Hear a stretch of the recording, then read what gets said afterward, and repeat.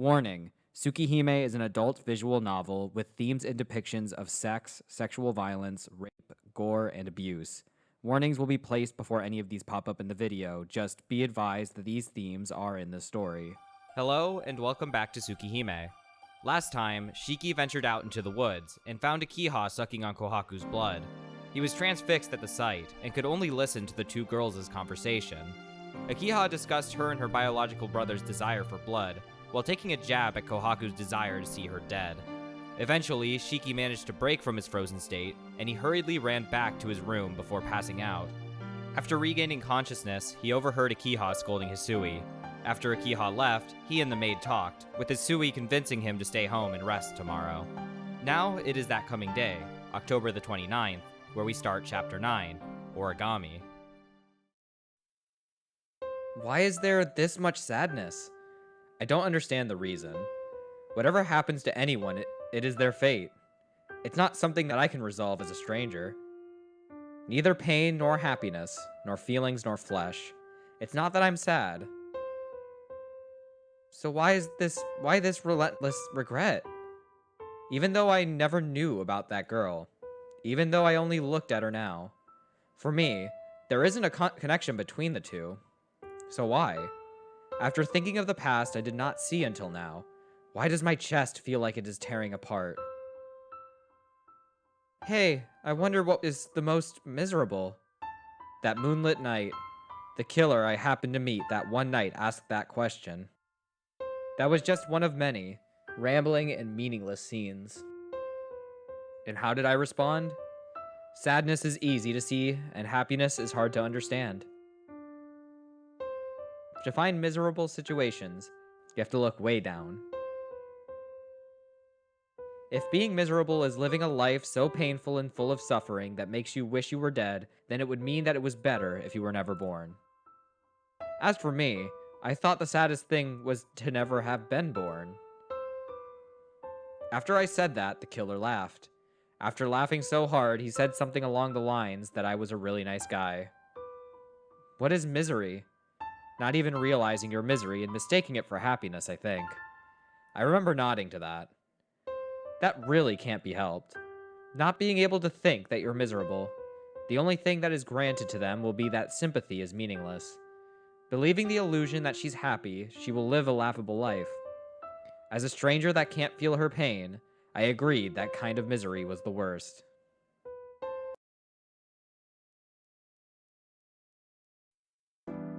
Waking up from his dream, Shiki comments on the great weather outside. In an attempt to enjoy it, he tries to lift himself out of bed, but his body is too worn out. Hisui then enters the room to check on him. He says that he feels alright, though he won't be able to move much until the evening maybe. Hisui, concerned at this answer, asks if he had ever collapsed at the Arimas as he did yesterday. Shiki responds that it was rare, and the last time it happened was during middle school. But I was ready thinking that if it was going to come, it should be pretty soon. And did you recover quickly at those times? In a day or two, so it's not a big deal. You act like I have some serious illness or something. I do think you have a serious illness. Shiki-sama, I think it is a serious illness. I have heard that you have anemia, but nothing like this. Have you never thought that your body was strange? My doctor always says my body is just totally weird. Come to think of it, collapsing like this and recovering so quickly, I could say my strength is much more amazing than most people's. I tried to laugh it off and made her angry. Shiki-sama, people whose strength is much more amazing do not have many fevers during the night. Do you remember how many times you had a fever last night? Did something happen? It was last night. As soon as you fell asleep, you had a fever. You began to sweat profusely, and I had to come check on you every hour. If I do say so myself, that's amazing. It is amazing, but I am a bit embarrassed to have been such a burden to her. Huh? Come to think of it, these are different pajamas than I wore last night. Hisui, did Kohaku-san change my clothes? No, Akiha-sama did it herself. Last night, Akiha-sama and I took turns caring for you. After you calmed down this morning, Akiha-sama returned to her room. Akiha did? As I blurt this out, I flash back to what I saw yesterday. Akiha, who was sucking Kohaku-san's blood. Akiha, who was yelling at Hisui. Shiki-sama? I vaguely hear Hisui's voice. Maybe I showed my tension on my face. It's nothing. I see. Akiha took care of me, huh? Yes. She would come every hour and take care of you. Since I was unable to contact you physically, it was very fortunate that Akiha-sama came. How stupid of me. Akiha was so worried about me, but what did I think about her? Thanks, Susui. Please tell Akiha thanks too. Yes. Well then, Shiki-sama, I will bring you breakfast, so please wait a moment. Hisui leaves the room and I lift myself up. Leaning my back against the wall, I take a deep breath. My body has gotten a little better and the weather outside is excellent. To add to that, I am truly happy that Hisui and Akiha took care of me last night. Still, I feel down. I haven't seen Kohaku-san since yesterday. I know that if I see her face, I won't be able to talk to her normally. But still, I just want to see her face. We jump to noon, but Shiki is still stuck in his bed. He's worried about the other Shiki, but the only person he can think about is Kohaku. A knock at the door grabs his attention, and the girl that enters is Akiha. Though he's initially worried about letting her in after what he saw yesterday, he relents. He's surprised to see her because she should be at school, but she responds that since he's unwell, she took the day off to take care of him, which she then starts doing. Or at least, she tries to.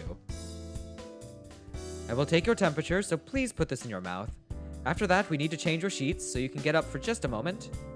Can you get up for just a moment? She sticks the thermometer in my mouth. Oh. It looks like she came in place of Hisui. After checking my temperature, she smartly changes my sheets and gets out a fresh set of pajamas. Come to think of it, Kohaku-san was efficient too, but she didn't have Akiha's air of swiftness.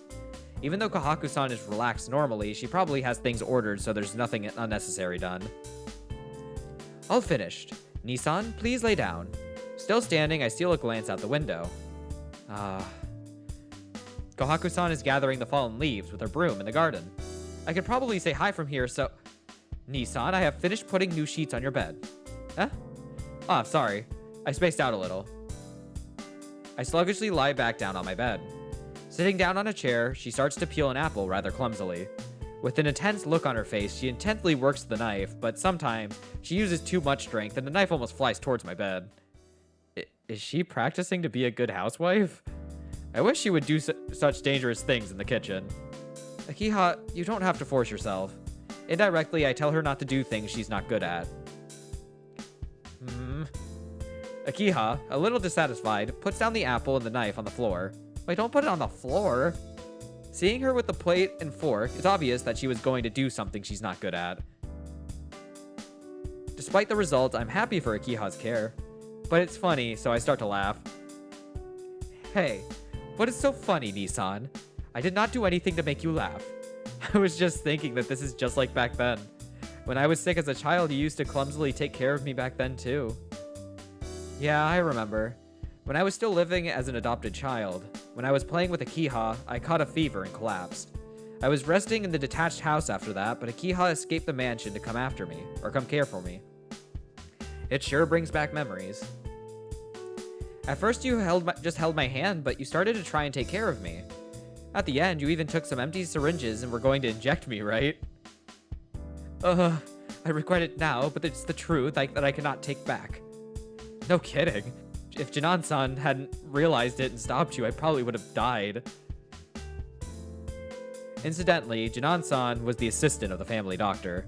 After that time, he became my personal physician. Jinan-sensei, come to think of it, even though you didn't like doctors, you always ended up losing to him. Of course. That person is a mad doctor. If you disobey him, he'll pay you back twice as much. Do you understand how scary that is? Who knows? Akiha says as she smiles. She knows it doesn't concern her, and she isn't being cute at all. Speaking of doctors, when did Kohaku-san get her pharmacist license? She seems to be very close to our age, but doesn't that sort of thing have an age limit? That is true, but it is Father's doing. We don't know the exact date of Kohaku and Hisui's birth, so Father did a little manipulation of the documents and made her older. Whoa. As expected of a rich man, his methods are a bit illegal. But I think Hisui is about your age. Kohaku and Hisui are twins, so that would naturally make her around your age, right? No way. Kohaku-san and I? The same age? Well, it's not like I really gave it much thought, but I always felt she was older. Well, she certainly doesn't act older, but I never thought of her as the same age. Because if that's true, then from when Kohaku-san was 8 or 9, Tono Makihisa did... crack. I imagine a crack in my body. Nissan? What is wrong? Are you feeling alright? Nah, it's nothing. No need to worry. After all, this is just a brief pain. There is a need to worry. Sweating like that, you seem like you will collapse any moment now. But, compared to Kohaku-san... Compared to that, this pain is nothing. I really want to see Kohaku-san after all. I don't know what I will say after I meet her, but I have to see her and do something. I still haven't fulfilled my promise from 8 years ago. This isn't the time for me to be lazing around here. And just like that, suddenly, my dizziness comes to a complete stop. How is that? Have you calmed down? Akiha is placing her palm on my forehead. Her cool fingers. It seems the cool sensation has doused away my dizziness, like soothing water. Nissan, how are you feeling? Huh? Didn't I already tell her? Her eyes are dead serious. Her gaze seems to be asking something different. Fine, I will just have to investigate myself. After saying this, she lowers her hand from my forehead. Her palm smoothly glides down to the top of my shirt. It doesn't seem like there is anything wrong in particular, but your fluctuating temperature might be due to me simply not being used to it. Murmuring to herself, she draws back her hand. Nissan, you have a normally healthy body, but you have anemia like this very often. Do you ever think that is strange? Yeah, well, the doctor told me that many times, but what about it? Of course, doctors cannot know the reason for your anemia. Hey, Nissan, do you want to know the reason for it? Eh? My heart skips a beat. What I haven't known for all these years. This unstable body of mine. Akiha knows? It doesn't seem like you're joking, right? If you want to know, then I will tell you. It is due to the sins of my family, so you have every right to know. For some reason, her words seem very dangerous, but I can't shake my head in denial after this. I want to know. Please tell me, Akiha. I understand. Then I will tell you. Oh, I say that, but you already know most of it. After that accident 8 years ago, you became this way, right? So that has to be the root of all of this. 8 years ago? You mean, when I was almost killed by Shiki? Exactly. At that time, Shiki stole the majority of your life. After Father carried out sentence on Shiki, he was kept alive in the basement, right? So Shiki is using your life in place of the life he lost to stay alive. That's why, Nissan. That's why you cannot move around freely with your own life. And as a result, you are always teetering on the brink of death. So as long as Shiki is alive, you will always be like this. You can never go back to the way you were before. What? On the edge of death? That's ridiculous. It's just... It can't be just anemia. Not being able to move freely and losing consciousness this frequently can't be called anemia. So, it's just like she says. There's not much difference between this and drifting into death. Why? But I made it this far. If I lived like this for 8 years, then surely I can... No. Until now, Shiki was locked away so you were able to live barely. But now Shiki is going outside and is using your life to do as he pleases. The burden of whatever he does is on you, so you will not be able to live like before. My pulse surges. Her words hold nothing back. Since they are the truth, they pierce my heart like a sword even more. Nissan, if you want to hate someone, hate Shiki or the one who set him free. Because even if he is alive, if Shiki was quiet, this would have never happened to you. She bites her lip as she says this. Is she that angry at Shiki for stealing my life? She bites so hard that blood flows from her lips. Akiha. But she isn't looking at me. She is staring into emptiness as if staring at an enemy. But rest assured, I will do anything to protect you, Nissan. So you can always smile. We'll kill Shiki, you want to say. I remember my old man's journal. The responsibility of the head of the Tono household is to exterminate all those who stray from a human existence. That one night, Akiha was hugging me, desperately fighting back her tears. That time, I know she said those words. She said she didn't want to kill her brother with her own hands. She was crying, not being able to tell me that.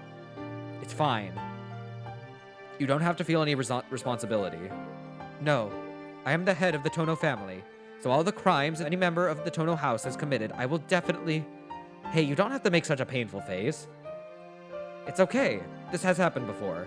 Whatever Shiki does, I'll recover in a matter of days, so you don't have to worry. Nissan, you are just repeating yourself. I cannot bear you to be like this, not even knowing if you may die any minute. So I told you not to worry. Shiki is my responsibility. You don't have to do anything. Nissan. Yeah, Akiha doesn't have to kill her brother. This is just between me and him. If the Tono blood is cursed and I've been forced into this ridiculous dance for 8 years, then I, with my own hands, will end all of this that started 8 years ago. Neither Kohaku-san nor Akiha should suffer for any longer from that blood. Nissan? As she relaxed, she finally eases her shoulders. Thank goodness. You are definitely my Nissan. Just like 8 years ago, you only protect me. Her brimming eyes look directly at me. How do you say this? The atmosphere has become incredibly intimate. And, as if to spoil this great mood, Akiha's stomach lets out a growl. Damn, girl. I guess you were trying to eat that apple. Come to think of it, Akiha stayed up all night watching over me. She must have been so worried over me that she didn't eat. I think I'm getting hungry. I try to follow her up. Jeez, I was so relaxed I let my guard down. Akiha gives an embarrassed excuse. Well, maybe it helped me out. I don't know what would have flowed from that mood. Akiha, I'm fine right now, so please rest. You took care of me all night, right? Yes. It was really nothing at all. I could not help you, and I only did the best I could. That's enough. I heard it all from Hisui. I really am happy to have such a great little sister. Yes, then I suppose I will rest a little bit. I will come here again after dinner, so please rest and relax.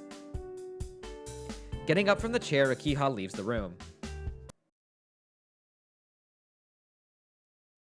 As the sun sets, a knock is heard at the door. The door then opens to reveal Kohaku, who's brought Shiki some dinner. He's surprised by her appearance, as he thought Akiha didn't want her near him. The reason she's here is that out of the 3 girls, she's the only one who knows how to use an IV, and she also has to give him a shot after he eats his dinner. With her usual smile, she wheels in a cart and shuts the door. On top of the cart, there is food. On the lower shelf, there is a syringe and everything needed for an IV. Kohaku-san. First is dinner, right? Here you go, she says as she presents the meal on a platter. Kohaku-san's smile is full of contentment.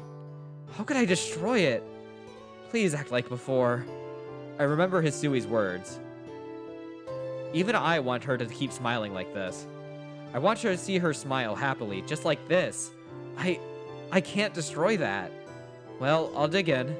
Yes, please chew everything well. Lowering my eyes, I pick up my chopsticks. Kohaku-san stands nearby with that smile. It's all so sad, I just can't look at her. Clink, clink. The sound of my utensils echo through the room. Seeing her so close to me and smiling makes me want to kill myself. Why am I so sad? Kohaku-san is right there. The one I wanted to meet since yesterday is here, so there can't be any reason to be sad. Sadness is easy to see. Happiness is difficult to understand.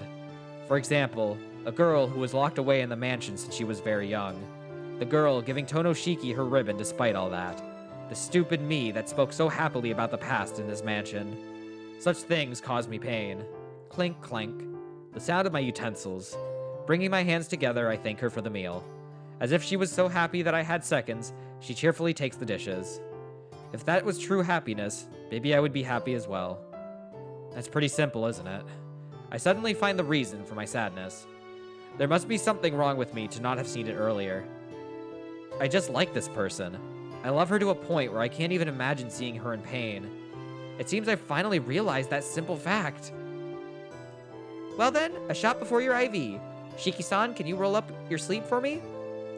Your sleeve. Shiki, roll up your fucking sleeve. I roll it up to the elbow.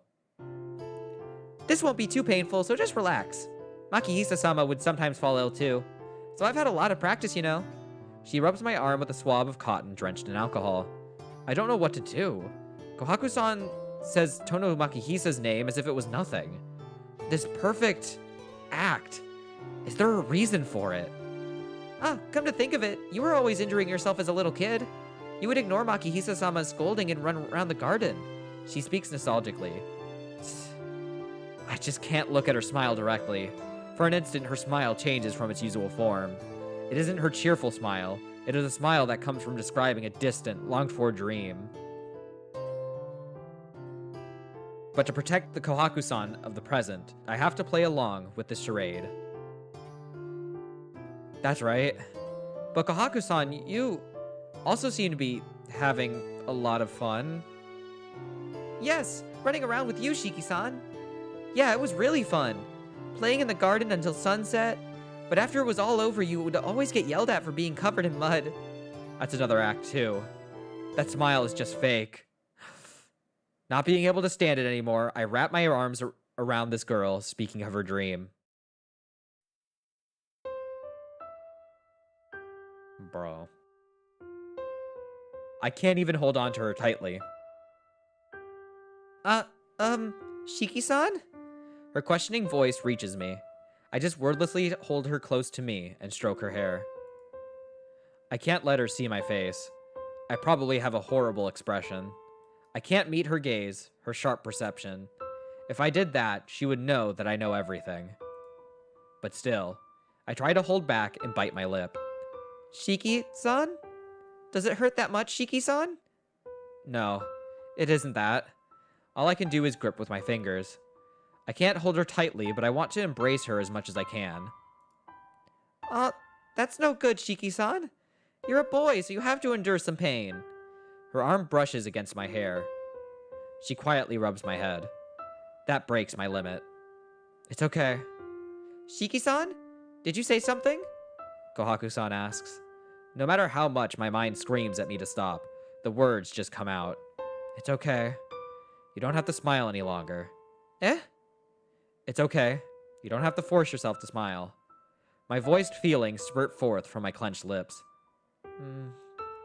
Her hand stops moving. Kohaku-san freezes. She doesn't even breathe. Kach.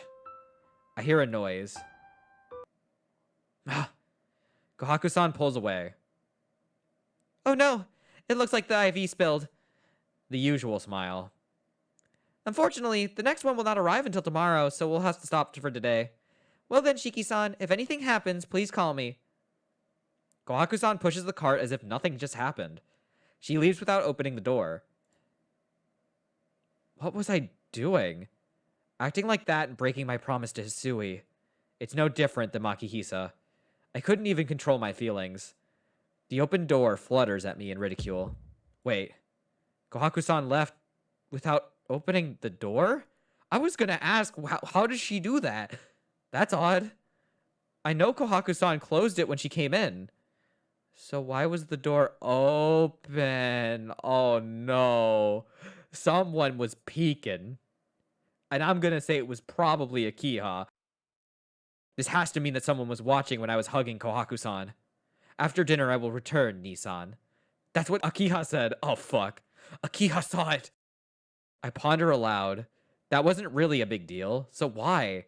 Why do I have this whirlpool of uneasiness in my chest like I just did something I can never take back? Oh, fuck, she's gonna kill her. As the screen fades to black, we're brought to the bedroom at nightfall. Shiki is well enough to get out of bed, and he grabs his knife.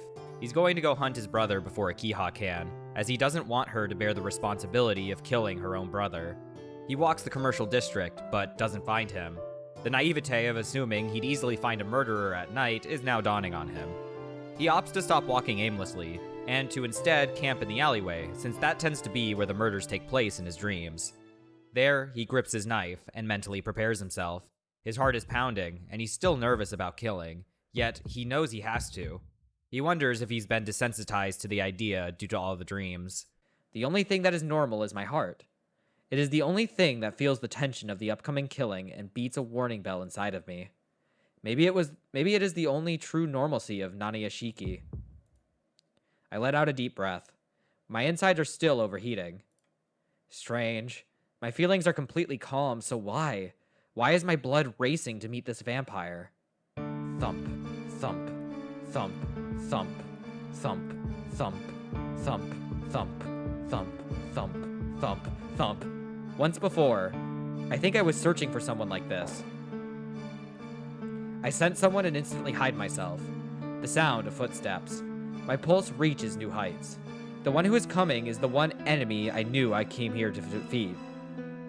The footsteps come closer. Only a few more steps. 1 step, 2 steps, 3 steps, 4 steps. I dash towards the enemy. The enemy suddenly whirls to face me. The enemy tries to jump back, but I am many times faster. I swing my knife at the enemy's throat without the slightest hesitation. I don't like where this is going. Huh? Right before impact, I manage to pull back. The knife breezes through Akiha's hair. We both take a deep breath and point at each other at the same time. Nissan, what are you doing here? Akiha, what are you doing here? Well, I guess it's pretty obvious we're after the same thing. Shit. So, you come to this back alley often? Akiha looks at me with eyes almost brimming with complaint. I think she's still mad at me for hugging Kohaku-san, but I can't worry about that right now. Akiha, just what are you doing here at this time of night? Is it not obvious? I am looking for Shiki so I can fulfill my duty as the head of the Tono family. Akiha answers me. Akiha, I told you I'd take care of it, so there's no need for you to put yourself in danger like this. Didn't you agree to that? That may be true, but I changed my mind. Nissan, you seemed a little busy, so I thought I would go in your place. With a humph, Akiha looks away. Akiha, I won't ask what you're angry about, but isn't that a different matter? This is between me and Shiki. Akiha, I won't let you get involved in such a dangerous fight. Give it up. You are very naive if you keep saying that, Nissan. Look, even now your body is getting weaker. So I will do whatever it takes to make you better. I will not listen to you and if you tell me to stop. Akiha looks intently at me. She's dead serious. What you say is right. I really am happy that you worry over me this much. But isn't it tough? Shiki is your, Nissan? You are the only one I call Nissan. Certainly this is a difficult task, but someone has to do it, right?